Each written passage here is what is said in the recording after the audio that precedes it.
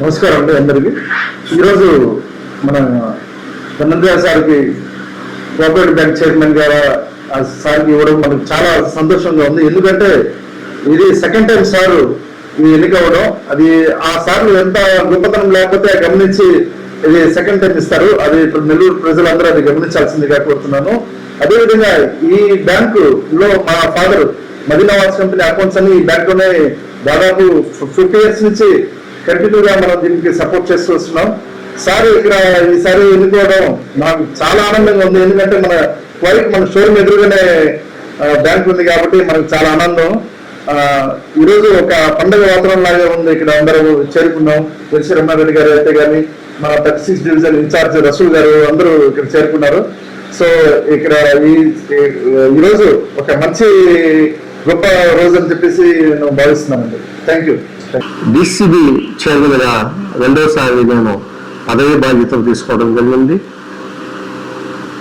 ఈ పదవికి ముఖ్య కారణమైనటువంటి రాష్ట్ర ముఖ్యమంత్రి గౌరవనీయ నారా చంద్రబాబు నాయుడు గారు, యువనేత లోకేష్ గారు వాళ్ళ సారథ్యంలో ఈ పదవి తీసుకోవడం జరిగింది. అదేవిధంగా జిల్లాలోని 2 మంత్రులు నారాయణ గారు, ఆనవ రామనాయుడు గారు, ఎంపీ వేమిరెడ్డి గారు, జిల్లా ప్రధాన కార్యదర్శి మన బేదా రవిచంద్ర, 8 మంది శాసనసభ్యులు సహకారంతో ఈరోజు నేను కోఆపరేటివ్ బ్యాంక్ చైర్మన్ గా తీసుకోవడం జరిగింది. అదేవిధంగా రాబోయే రోజుల్లో ఈ బ్యాంకుని అన్ని విధాల రైతులకి ఏ విధంగా సహాయం చేయాలనేది చూసుకొని అన్ని విధాలు చేస్తానని తెలియజేస్తున్నాను. దీనికి సంఘీభావంగా మిత్రుడు మదీనావాచి ఓనర్ అంటే ఇంతియాజ్ గారు ఈరోజు నాకు సంఘీభావం తెలపడం జరిగింది.